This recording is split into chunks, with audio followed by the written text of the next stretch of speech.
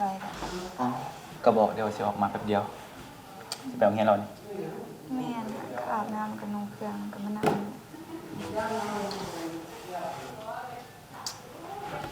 ขอจับมือนะคือคอยมีอย่างจะมาลงกับเจ้า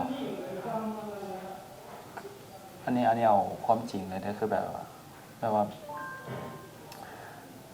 ที่ผ่านมาน่ะเจ้าก็ดีกับคอยทุกอย่างเลยแต่ว่าคอยบุ้งหูเป็นอย่างคอยหาความรู้สึกได้2-3 มื้อนี่แบบความรู้สึกคอยเป็นบ่เหมือนเดิมอะคอยฮักคือเก่าแต่มัน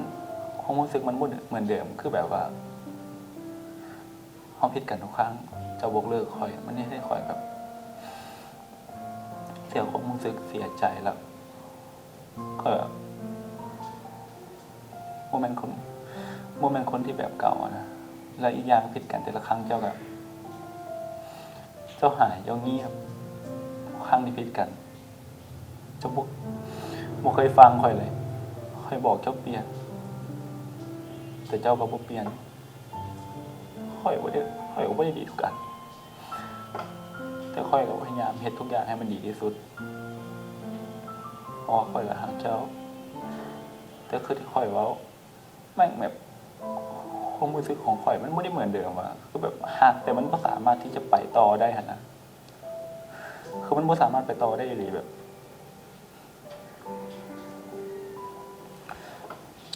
แต่ข่อยก็ว่าทุกอย่างข่อยก็พยายามแล้วได้แต่มันเป็นตัวข่อยเองดิฉันแต่สิให้ข่อยเฮ็ดแล้วได้สำหรับทุกอย่างที่ผ่านมาข่อยก็พยายามทุกอย่างแต่มันมีบางอย่างที่เรารู้สึกว่า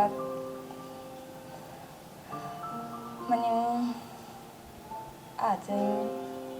บ่แม่นสำหรับเจ้าหรือว่ามันบ่แม่นสำหรับข่อย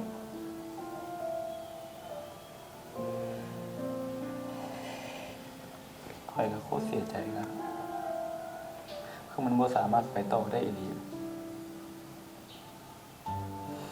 ถามว่าข่อยผิดบ่ข่อยผิดแล้วเป็นอย่างคือข่อยต้องมานั่งบอกเจ้าแบบต่อหน้าแบบนี้เพราะข่อยอยากให้เจ้าเข้าใจความรู้สึกของข่อยแท้ๆว่าข่อยคิดจังใดข่อยรู้สึกจังใดบ่แม่นว่าสิโทรบอกมันอารมณ์มันบ่ได้มันแบบต้องให้เห็นว่าข่อยรู้สึกแบบนี้แท้ๆข่อยอยากให้เจ้ารู้ว่าข่อยก็เสียใจแต่มันไปต่อบ่ได้ว่ะ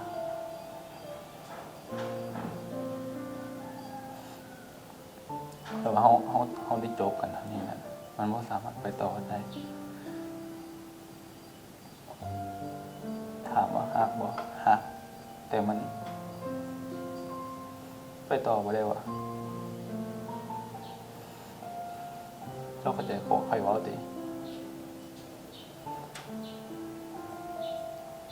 ก็ขอบใจสำหรับทุกอย่างเลยที่ผ่านมามันก็เป็นเวลาที่แบบดีที่สุดในชีวิตข่อยอีกเรื่องหนึ่งเลยเจ้าก็เข้าใจดูแลเอาใจใส่ดีแต่มันคือที่เราโง่กันมันคงไม่แม่นดี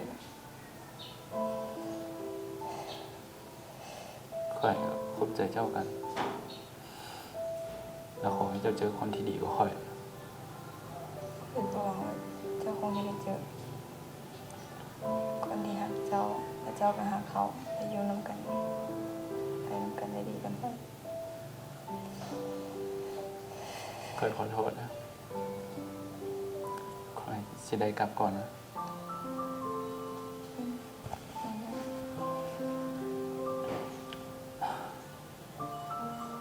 ข่อยขออย่างเจ้าได้บ่